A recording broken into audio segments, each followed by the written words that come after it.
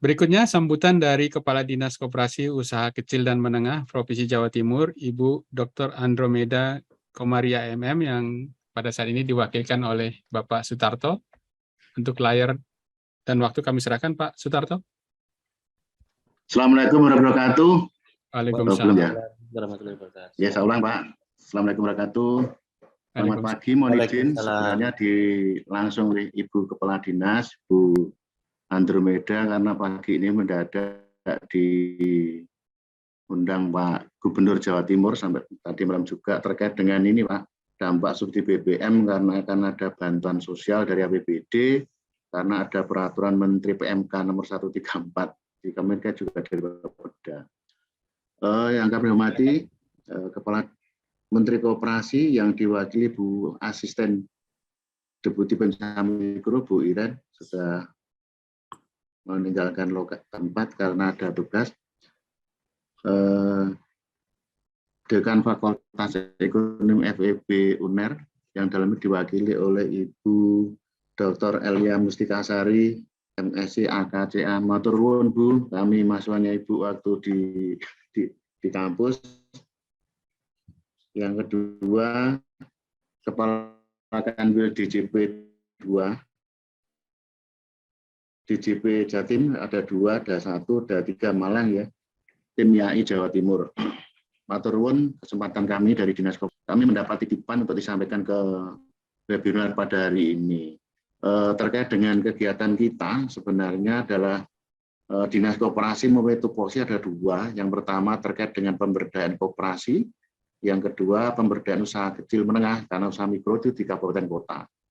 Tadi sudah disampaikan Bu Iren mewakili Kementerian Koperasi bahwa koperasi UMKM menjadi bantalan perekonomian di Jawa Timur.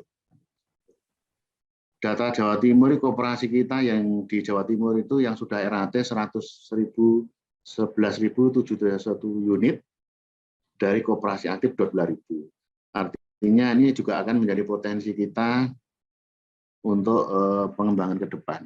Dari sekian ini Jawa Timur itu menjadi kontribusi koperasi terbanyak Pak, sekitar 18% nasional. Namun rata-rata koperasi yang ada kita di Jawa Timur ini bergerak di sektor keuangan atau simpan pinjam sekitar 67-70%, yang 30% ini sektor real gitu ya. Kalau sektor keuangan berarti kan terkait dengan penghimpunan dan penyaluran dana seperti simpan pinjam. Yang selanjutnya di UMKM ini pakai Undang-Undang 20 tahun 2008 ini ternyata di Jawa Timur yang paling banyak itu usaha mikro Pak.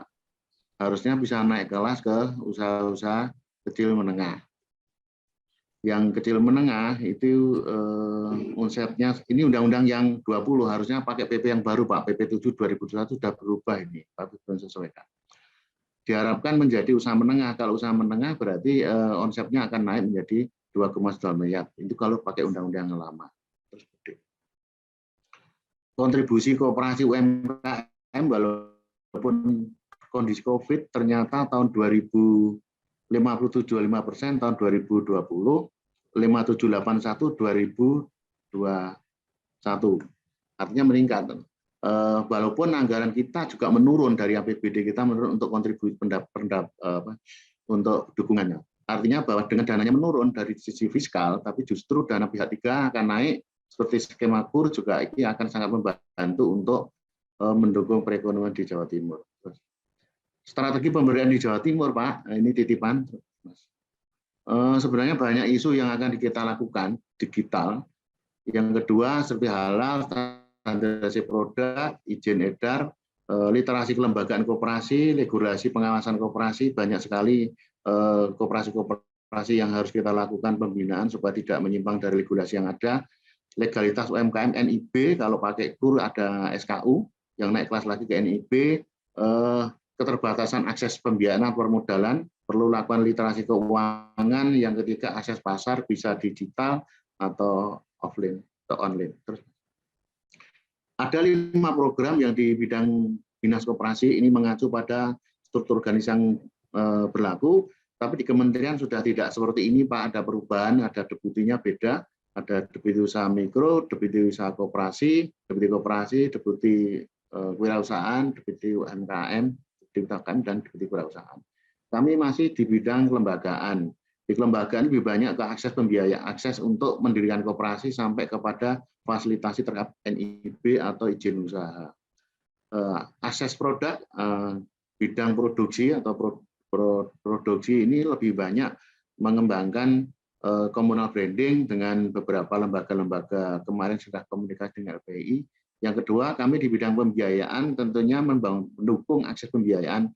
Ada 3, ada dengan pembiayaan dan fiskal pemerintah, itu dari APBD, itu posnya belanja kalau bantuan, tetapi itu adalah menjadi bantalan, tetapi ini sirkulasi yang ada akan ada fasilitasi pemerintah. Yang kedua, pembiayaan sifatnya financing dari dana pemerintah, dana bergulir yang itu harus kembali dalam jangka waktu tertentu.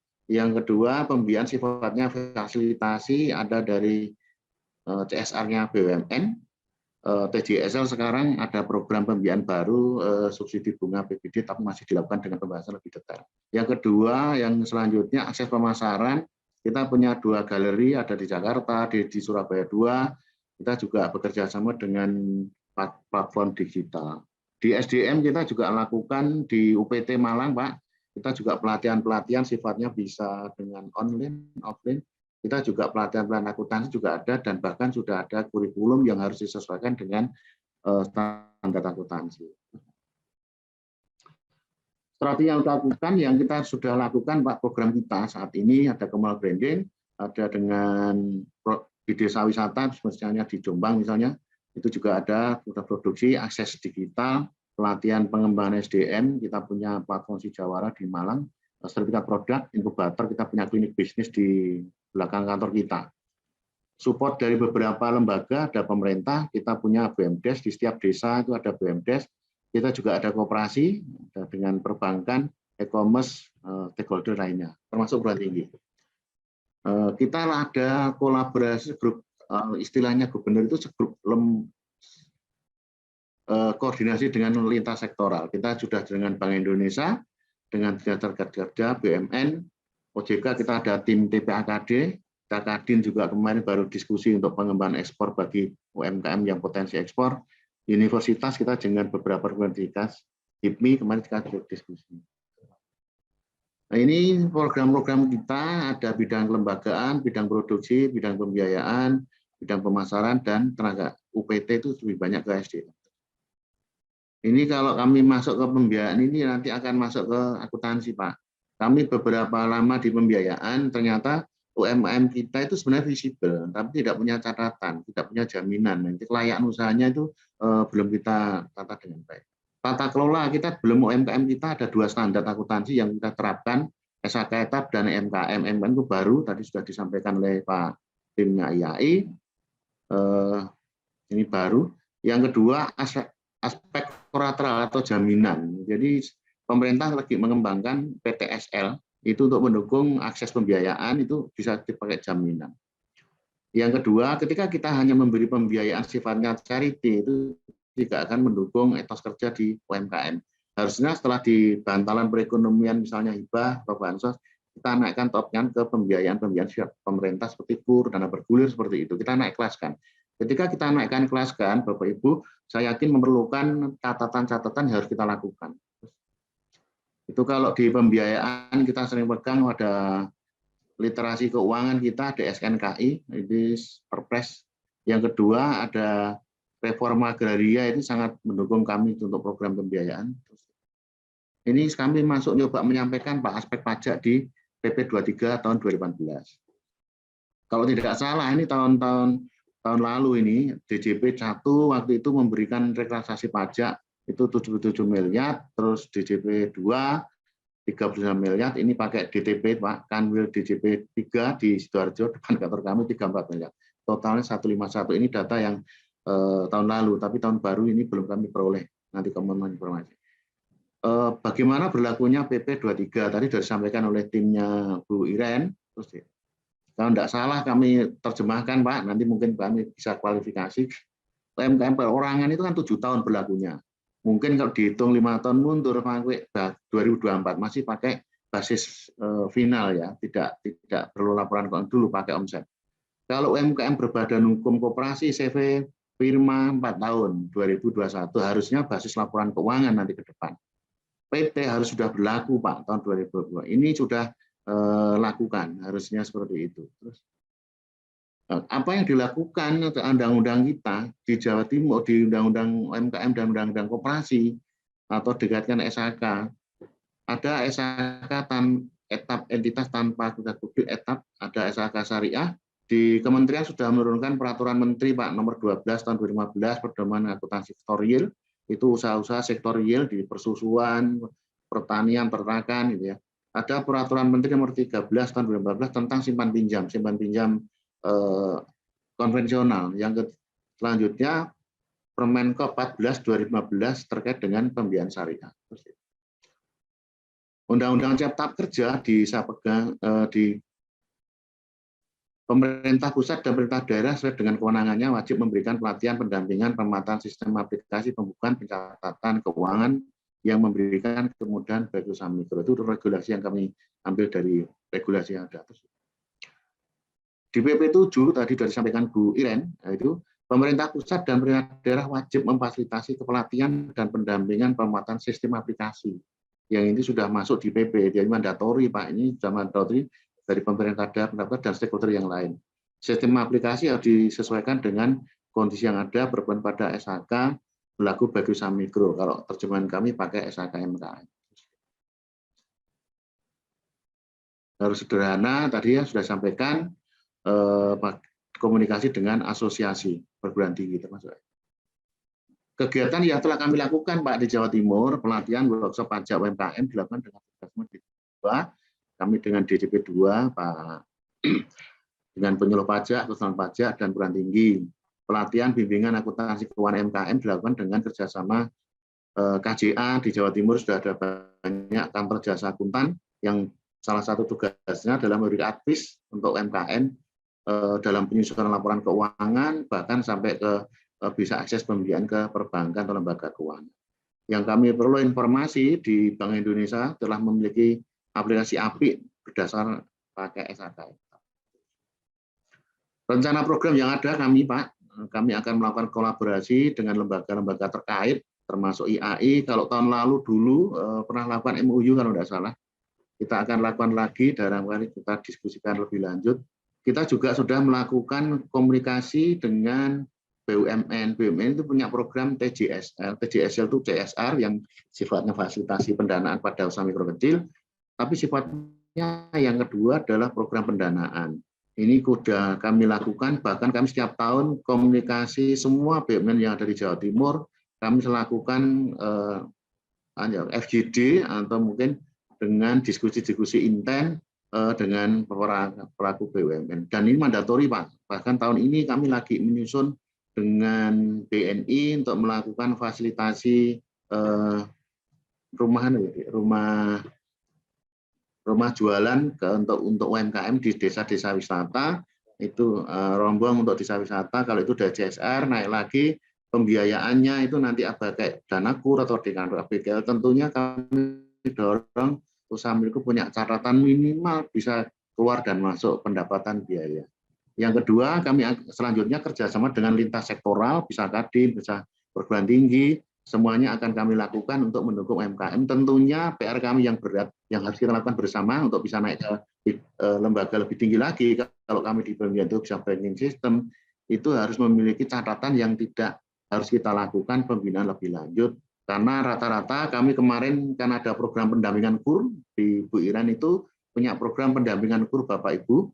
Salah satunya adalah kami punya pendamping untuk mendukung UMKM masuk perbankan dengan skema KUR.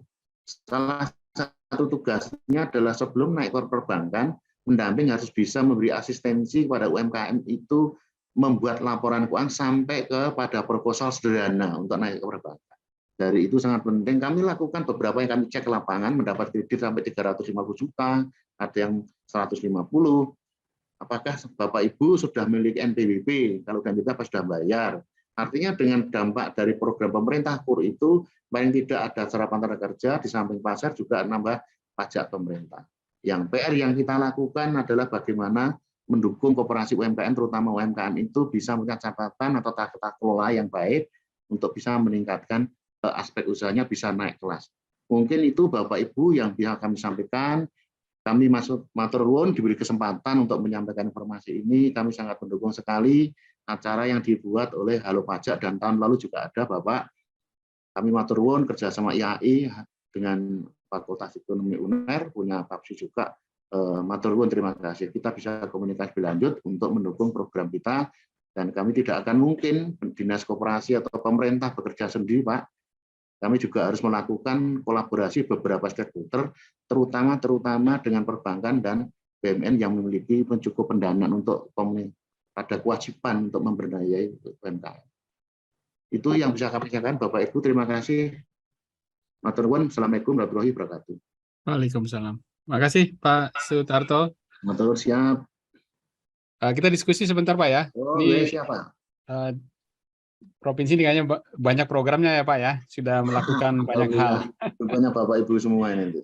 Oke, jadi sebetulnya kita juga dari IAI melihat Pak, artinya bahwa program ini kan sudah lama Pak, artinya memang ya itu tadi seperti kita pengalaman Bapak juga bahwa ketika misalnya didampingi, pendampingannya berakhir, laporan keuangannya berakhir juga Pak.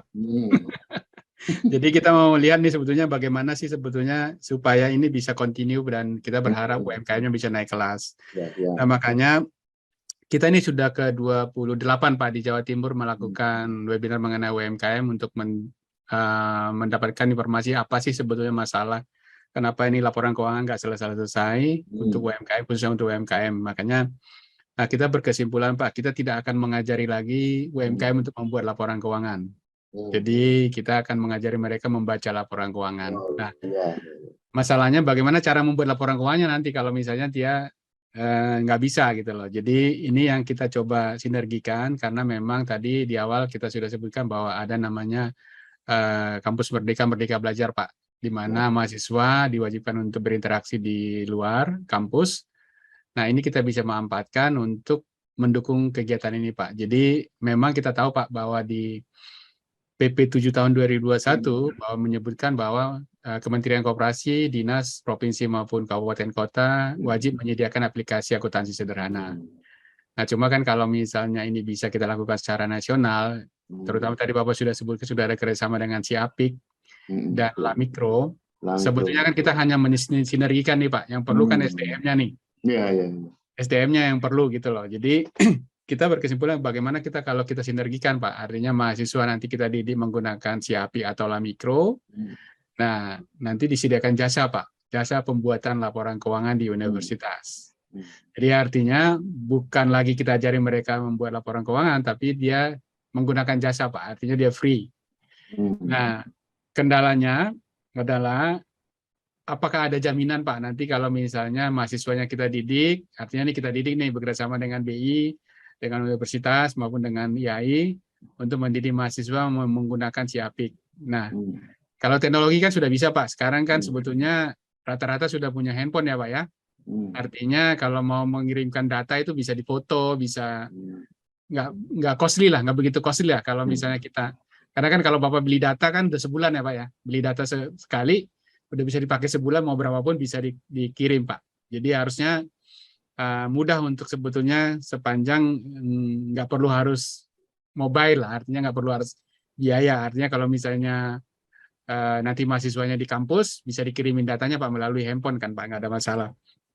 Jadi yang kita khawatir sebetulnya dari beberapa webinar yang kita lakukan adalah apakah ada jaminan Pak nanti dari terutama dari dinas Pak ya, dinas di kabupaten dan kota. Karena yang sekarang ini kan kita undang Bapak nih karena memang kita masih sifatnya koordinasi Pak. Yang membawahi langsung UMKM itu kan dinas dan kota ya Pak ya. Jadi ada jaminan misalnya 10 UMKM akan menggunakan jasa ini supaya kita disesuaikan dengan mahasiswa yang disiapkan untuk membuat laporan keuangannya Pak. Jadi lebih ke sana sih. Jadi kekhawatiran kita adalah ketika nanti universitas siap, mahasiswanya dididik, apakah ada jaminan dari dinas akan memberikan atau menyediakan UMKM yang bersedia untuk dibuatkan laporan keuangannya, gitu. Kira-kira itu sih masalahnya Pak Sutarto yang sekarang kita hadapi di beberapa wilayah yang kita sudah adakan webinar. Oh iya. Kira-kira masukannya gimana Pak? Ya, Karena siap nanti sebenarnya Bapak. kalau dikaitkan dengan kebijakan-kebijakan akan lebih mudah ya Pak ya. Artinya kan kalau menggunakan jasa ini akan bisa mendapatkan bantuan gitu loh. Jadi hibahnya ya jangan seperti Bapak bilang tadi, nggak ada kriterianya gitu loh. Karena kan kita mau hibah, selesai hibahnya hilang juga gitu. Tapi kalau misalnya ini laporan keuangannya bisa kita terukur, artinya bisa kita tahu bahwa itu berkembang atau tidak. Nah, itu yang kita sebetulnya mau sinergikan, Pak Sudarto. Kira-kira Oke, masukannya gimana, Pak? siap. Ya, siap Bapak matur nuwun. Memang di aspek pembiayaan ini rata-rata UMKM terutama ketika mengajukan pembiayaan ya kami kan masuk ke perbankan KUR misalnya Pak ya. Ini sangat diperlukan informasi keuangan itu. Makanya Pak di Jawa Timur ada tenaga pendamping yang sudah kami latih itu mendukung akses itu tidak saja mencarikan kreditnya, tapi memang harus minimal memberikan asistensi pencatatan, Pak. Tentang mahasiswa, misalnya ada sekian UMKM dibantu buatkan laporan oleh mahasiswanya, apakah jaminan pasti akan jasanya. Tapi memang kami melakukan ini kalau itu menjadi beban APBD, saya yakin di Bu Iren juga kondisi sudah menyampaikan, maka Pak di Jawa Timur ini kami selalu melakukan kerjasama dengan stakeholder lainnya, terutama dari perbankan dan program-program TJSL, Pak, ada kewajiban untuk pemberdayaan masyarakat dan pendanaan usaha mikro kecil itu ada di dalamnya ada salah satunya untuk menyiapkan pembiayaan tidak hanya pembiayaan pendidikan pelatihan ada di semua BUMN, Pak. Tapi itu memang sudah kami lakukan. Pak Jawa Timur ada perdanya, Pak. Kami selalu melakukan koordinasi itu. Untuk APBD yang kita lakukan seperti ini, kita punya UPT, Pak. Pelatihan-pelatihan di UPT, di Malang, bidang-bidang juga melakukan asistensi pajak, termasuk kami. Kami biasanya menggunakan, memberikan minta tenaga narasumber itu dari AI, ada KJA, yang KPP, Pak, sama Direktorat Jenderal Pajak. Termasuk dari kantor jasa akuntan juga kami memberikan supaya menyampaikan informasi tentang standar-standar akuntansi terutama MKM kalau koperasi pakai SKKTA Pak itu kami lakukan sebelum jadi kalau misalnya kami satu hari melakukan akses pembiayaan perbankan gitu ya kami akan lakukan dengan KJA mendampingi terkait dengan bisnis plan-nya termasuk juga dengan standar akuntansinya sampai nanti banknya sudah menyampaikan standar apa yang dibutuhkan, informasi yang dibutuhkan itu kami lakukan, Pak, seperti itu. Tapi memang kendala yang dihadapi UMKM itu mobil, Pak. Jadi lokasinya di desa, di mana kemarin kami ke Ngawi, ya catatan-catatan itu sangat rendah sekali. Dia bisa menyampaikan asetku sampai tapi nggak punya catatan, Pak. Informasi ya nggak catatannya kurang. Gitu, Pak. Paling banter kalau punya ya pendapatan sama biaya itu ya, belum nyatet sampai aset. Ya, mungkin itu Pak, ke depan kami juga lakukan literasi dengan beberapa stakeholder yang ada, tidak hanya jadi beban APBD, tetapi juga menjadi beban stakeholder yang ada. Mungkin itu Bapak yang kami sampaikan. Matur nuwun. Baik, makasih Pak Sudarto. Jadi sebetulnya ini gratis Pak, artinya gini, kan sebetulnya aplikasinya gratis Pak, artinya kan tinggal sinergikan saja. Sebenarnya kalau dari beberapa perwakilan BI yang kita kerjasama di beberapa wilayah, seperti kemarin terakhir kita di Kalimantan Utara ya Pak, mereka siap mendukung Pak untuk mendidik mahasiswa. Nah, nanti mahasiswanya yang menyediakan membuat laporan keuangannya. Jadi sebetulnya kalau mengenai tadi mobile kita bisa ya kita pilih dulu Pak yang dekat-dekat Pak. Artinya ini jalan dulu sebetulnya sih. Jadi kita mau sebetulnya kita jalan dulu Pak. Artinya kita pilih yang misalnya mobilenya jangan terlalu jauh atau misalnya seperti sebelumnya tadi kan Pak. Transaksi kan bisa difoto ya Pak ya. Artinya bisa by karena kalau Siapik itu kan sudah langsung bisa digunakan Pak.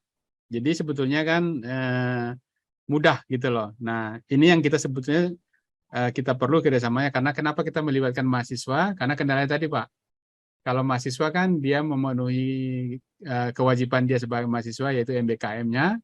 Jadi kita bisa sinergikan Pak. Jadi gratis dengan gratis Pak. Jadi gratis semua Pak jadinya.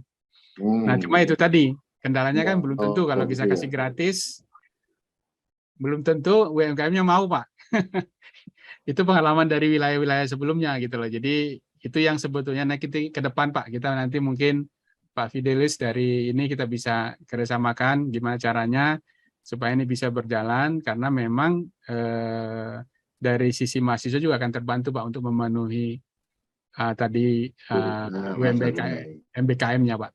Itu sih Pak Sutarto. Jadi ini yang kita coba inisiasi sebetulnya di luar, jadi semacam kayak pendekatan baru lah Pak. Artinya supaya kalau pendampingan Pak, seperti Bapak bilang tadi kan, Bapak nggak mungkin dampingi terus ya Pak. Artinya kalau dari mahasiswa kan ini bisa, karena mahasiswa kan akan berganti terus Pak, jadi akan continue gitu loh. Jadi gratisnya bisa bertahan terus gitu. Itu sih Pak Sutarto. Oke, makasih banyak Pak Sutarto atas waktunya. Mudah-mudahan nanti kita lanjutkan dengan komunikasi lagi Pak. Di Jawa Timur kami juga kebetulan ya di FEB UNER sering main juga IAI Pak. Jawa Timur. Oke, matur nuwun, terima kasih. Baik, terima kasih Pak Sutarto. Salam Bu Kadis Bu, Pak. Ya, sibuk sekarang masih ngurusi dampak BBM Pak. Baik Bu, baik Pak, baik Pak.